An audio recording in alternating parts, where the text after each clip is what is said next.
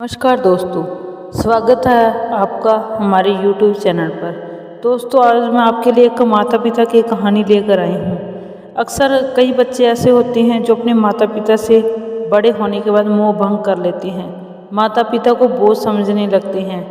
तो हम सभी को शिक्षा देने के लिए मैं एक कहानी लेकर आई हूँ, तो वीडियो के अंत तक बने रहिएगा। उम्मीद है आपको ये कहानी बहुत अच्छी लगेगी। तो कहानी शुरू करते हैं। महाकुंभ मेले में शाही स्नान के दिन एक ऐसा दुखद नज़ारा देखने को मिला जिसकी वजह से सभी की आंखें नम हो गई थी। बूढ़े माँ बाप अपने बेटे के पैर पकड़कर रो रहे थे, लेकिन फिर भी बेटा उनकी तरफ एक नज़र नहीं देख रहा था।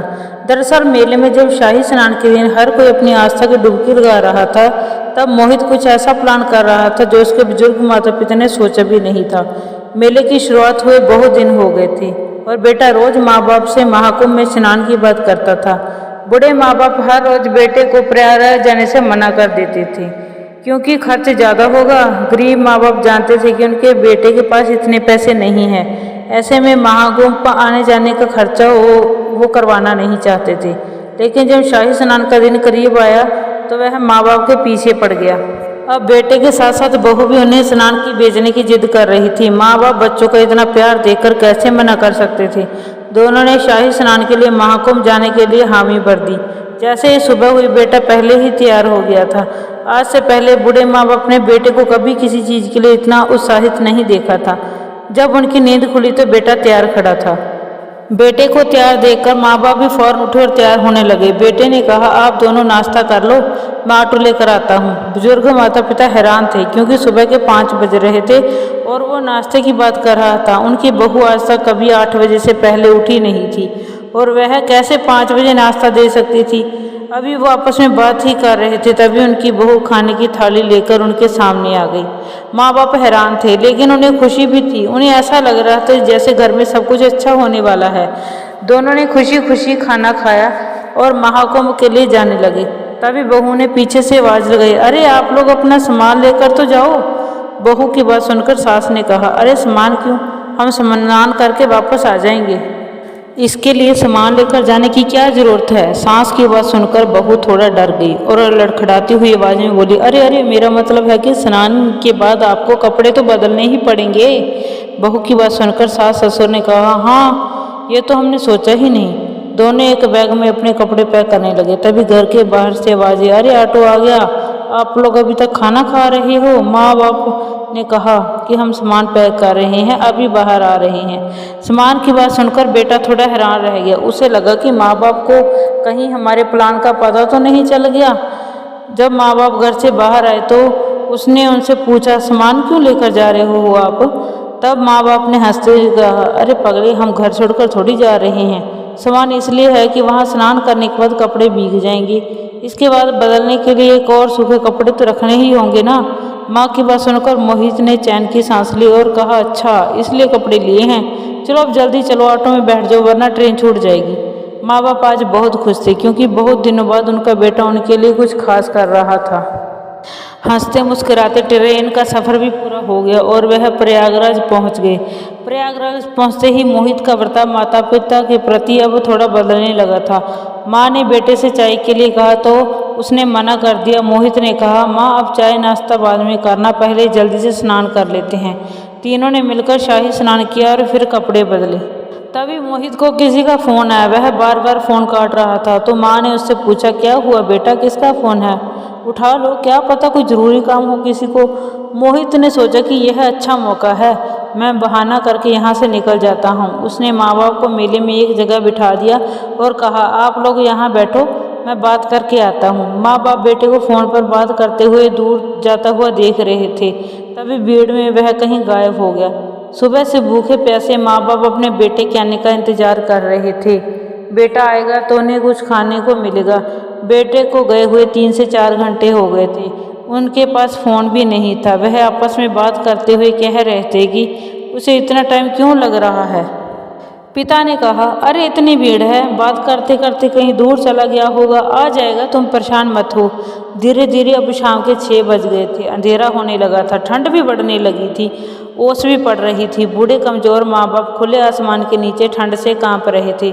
सुबह से ना खाने को कुछ मिला था और ना ही पीने को। तभी राह चलते एक आदमी ने पानी का बोतल जमीन पर फेंका। बोतल में थोड़ा पानी बचा हुआ था। दोनों लोग बोतल की तरफ देख रहे थे और उस आदमी के जाने का इंतजार कर रहे थे। जैसे आदमी वहां से हटा, बुजुर्ग माता पिता ने फौरन पानी का बोतल उठा लिया। उसने बोतल का ढक्कन खोला और अपनी पत्नी को दिया। कांपते हुए हाथों से बुजुर्ग माँ ने पानी पिया और थोड़ा सा पानी बचाकर अपने पति को भी पीने को दिया। अभी भी दोनों बुजुर्ग माँ बाप को बेटे की उम्मीद थी कि बेटा आ जाएगा।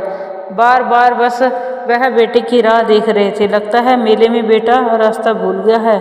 हम यहीं बैठे रहते हैं, क्या पता वो आ जाए और हम उसे यहाँ ना मिले तो। बेटे के आने की आस लए बैठी कमज़ोर आंखें अब हार मान रही थी। रात के 2 बज गए थे। बेटे का कोई अता पता नहीं था। अब दोनों को लगने लगा था कि शायद उनके बेटे ने उन्हें जानबूझकर यहाँ छोड़ा है, इसलिए वह इतने दिनों से उन्हें महाकुंभ लेकर आने की जिद कर रहा था। अब पूरा 1 दिन बीत गया है, लेकिन बुजुर्ग माता पिता उनकी जगह से नहीं हिले थे। उनकी नज़रें बस उस रास्ते पर थी जहाँ से उनका बेटा निकला था। एक दिन तब कुछ खाए बिना जब बुजुर्ग माता पिता रह नहीं पा रहे थे, उन्हें लगा था कि शायद अब उनका बेटा नहीं आएगा। तभी पिता ने कहा, मैं कुछ खाने को लेकर आता हूँ, तुम यहीं रहो। क्या पता मोहित आए और हम उन्हें यहाँ ना मिले तो। पर मोहित की पिता की जेब में 1 रुपया भी नहीं था। बुजुर्ग पिता खाना ढूंढ रहे मेले में निकल पड़े थे। उसके मन में आया कि वह एक बार घर पर फ़ोन लगाकर तो देखे। उन्होंने एक आदमी से फ़ोन मांगा और कहा, मुझे अपने बेटे से बात करनी है। आदमी ने फ़ोन दे दिया। फ़ोन लगा तो बहू ने फ़ोन उठाया। उसने बहू से कहा कि मोहित घर में है क्या, हम उसका इंतज़ार कर रहे हैं। बहू घबरा गई और उसने फ़ोन काट दिया। बुजुर्ग ने फिर फ़ोन मिलाया तो बहू ने गुस्से में फ़ोन उठाकर कहा, हमें दोबारा फ़ोन मत करना, हमारा आपके साथ कोई रिश्ता नहीं है। बहू की बातें सुनकर तो जैसे बुजुर्ग माता पिता के पैरों के नीचे से ज़मीन खिसक गई। बुजुर्ग पिता भीड़ में ज़ोर ज़ोर से चिल्लाने लगा और कहने लगा, ऐसे मत करो बेटा, हम बूढ़े लोग हैं, कहाँ जाएंगे, हमें ऐसे अकेले मत छोड़ो, प्लीज़ हमें ले जाओ। बहू ने फ़ोन काट दिया और फ़ोन बंद कर दिया। बुजुर्ग ने आदमी को फ़ोन देते हुए शुक्रिया कहा और वहीं बैठकर रोने लगा। तभी उनके दिमाग में आया कि बेटे की आवाज़ घर में नहीं आ रही थी। शायद उनका बेटा उन्हें लेने आएगा। हो सकता है कि वह हमें खोज रहा हो और भीड़ में हम उसे ना मिल रहे हों। यह सोचते हुए उन्होंने अपने आंसू साफ किए और पास ही की एक दुकान में पहुंच गए।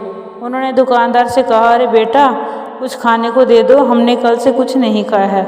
मेरा बेटा आ जाएगा तो मैं तुम्हें पैसे दे दूंगा। दुकानदार ने गुस्से में उन्हें बोलते हुए भगा दिया कि भीख मांगने का अब नया तरीका खोजा है क्या? पैसे लाओ तो खाना मिलेगा, नहीं तो कुछ नहीं मिलेगा। बुजुर्ग पिता के पास भी हिम्मत नहीं बची थी, लेकिन वह अपनी पत्नी के लिए कुछ खाने के लिए लेकर जाना चाहता था। तभी उन्होंने देखा कि लोग कचरे के डिब्बे में बचा हुआ खाना डाल रहे हैं। उसके मुंह में पानी आ रहा था, लेकिन कचरे से निकालकर कैसे खाना खाए। दिल पर पत्थर रखकर उसने कचरे के डिब्बे में हाथ डाला और खाने की थाली उठाने लगा। तभी वहाँ एक लड़का आ पहुँचा। बहुत देर से वह उस बुजुर्ग पिता को देख रहा था। उसने उन्हें रोकते हुए कहा, अरे अरे अरे, क्या कर रहे हो? मैं आपको पैसे देता हूँ, आप खाना खरीद लीजिए। लड़के की बात बुजुर्ग सुनकर पिता की आंखों में आंसू आ गए। वह कांपती हुई आवाज़ में बोले, बेटा, मुझे पैसे नहीं चाहिए, बस मेरी बीवी वहाँ बैठी है, कल से हमने कुछ नहीं खाया है। बुजुर्ग आदमी की बात सुनकर लड़का भी उदास हो गया। उसने उन्हें कुर्सी पर बिठाया और दोनों लोगों को खाना भी खरीद लिया। उसने बुजुर्ग आदमी से कहा, अम्मा कहाँ है, चलो मैं आपके साथ चलता हूँ। बुजुर्ग पिता ने अपने आंसू साफ किए और हल्की मुस्कान के साथ बोले, अगर उसने मुझे रोते हुए देखा तो उसकी भी उम्मीद टूट जाएगी, इसलिए मैं उसके सामने ऐसे नहीं जा सकता। लड़का उन्हें हल्की सी प्यारी मुस्कान के साथ देखकर भावुक हो गया था। उसने उस बुजुर्ग पिता से पूछा, अच्छे खासे कपड़े पहने हैं, आप अच्छे घर से लग रहे हो, तो आप ऐसे कचरे से खाना क्यों उठाने जा रहे थे? आपका पर्स गुम हो गया है क्या?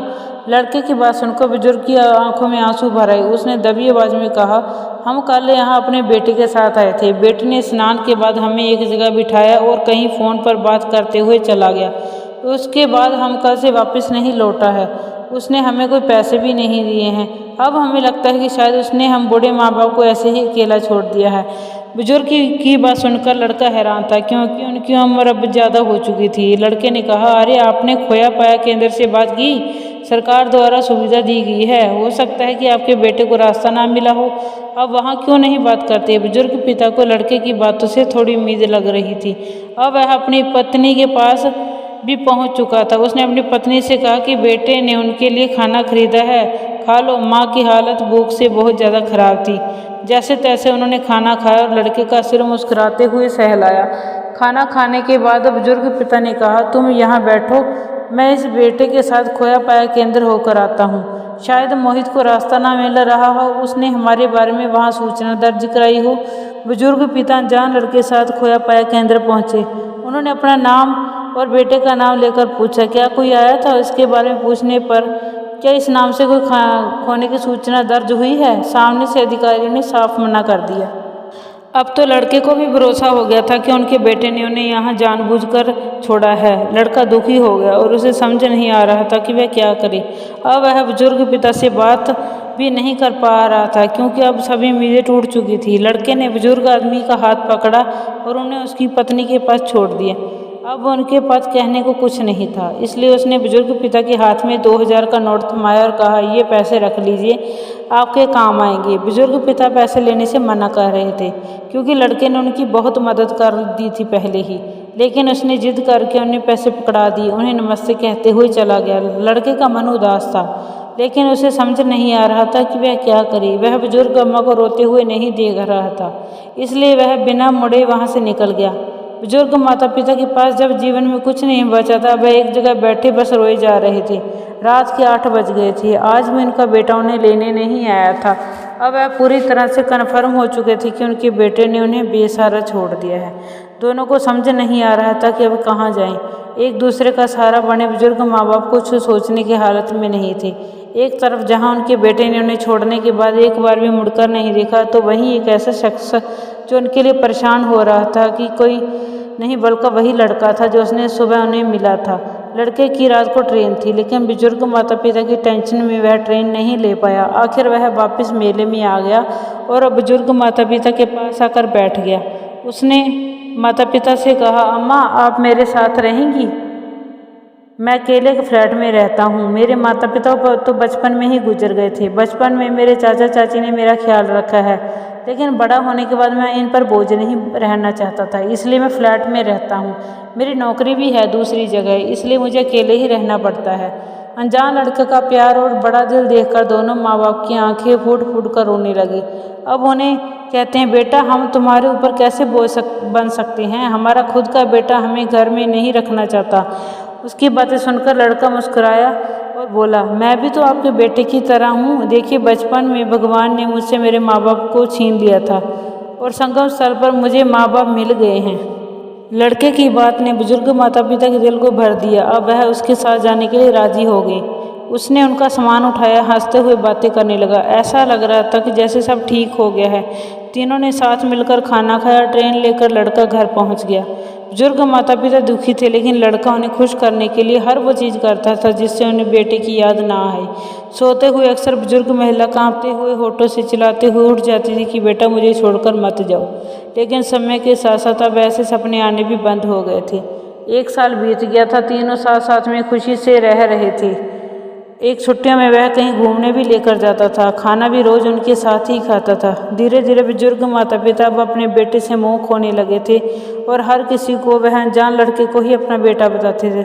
जो प्यार बुजुर्ग माता पिता को एक अनजान लड़के ने दिया, वो कभी उन्हें अब खुद के बेटे से भी नहीं मिला। यही इस कहानी की समाप्ति होती है। दोस्तों, यह कहानी पूरी तरह से कल्पना पर आधारित है। इसका वास्तविक जीवन से कोई संबंध नहीं है, पर इस कहानी का उद्देश्य यही है कि हर एक बच्चे को अपने माता पिता की कदर करनी चाहिए।